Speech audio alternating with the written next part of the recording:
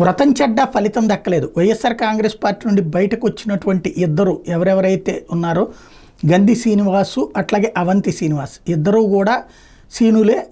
ఈయన bank scene అంటారు, ఆయనేమో స్కూల్ సీన్ అంటారు. ఇద్దరు కూడా ప్రస్తుతం రిజైన్ చేశారు. ఒకళ్ళు మాజీ మంత్రి, ఇంకొకళ్ళు మాజీ ఎమ్మెల్యే. ఇద్దరు కూడా రిజైన్ చేశారు. అయితే అది ఈనాడు, ఆంధ్రజ్యోతికి, తెలుగుదేశం అనుకూల మీడియాకి బై బై జగన్ అన్నటువంటి కోణం రాయడానికి పనికొచ్చింది. కానీ సమస్య ఏంటంటే వీళ్ళు ఎక్కడికి పోవాలి?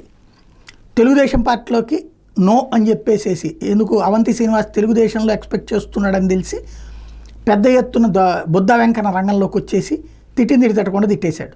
అంటే తెలుగుదేశంలోకి రావద్దని చెప్పడం. అట్లాగే అవంతి శ్రీనివాసం తీసుకోవడానికి వీలు లేదన్నటువంటి జనసేనలో పెద్ద ఎత్తున ట్రోల్ చేస్తున్నారు. ఇట్లాంటోడా ఒకప్పుడు చిరంజీవి పేరు చెప్పుకున్నాడు, చిరంజీవిని తిట్టాడు, ఆ తర్వాత వెళ్ళి తెలుగుదేశం అన్నాడు, తర్వాత అక్కడ తిట్టి జగన్ దగ్గరికి వెళ్ళాడు.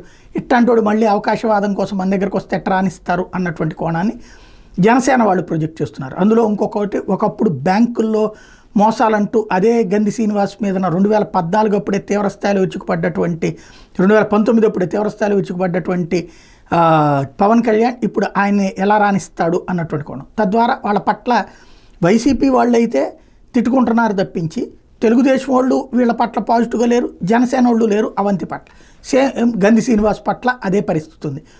జనసేన వాళ్ళు వద్దంటున్నారు, తెలుగుదేశం వాళ్ళు వద్దంటున్నారు. కాకపోతే ఒక అవంతికి కాస్త ఊరట్టిచ్చేది భారతీయ జనతా పార్టీ సంబంధించిన విష్ణుకుమార్ రాజు పిలవడం. కానీ అవంతి, గంధి ఇద్దరు కూడా తెలుగుదేశానికి వెళ్తారా లేదా జనసేనకి వెళ్తారా తేలాల్సి ఉంది.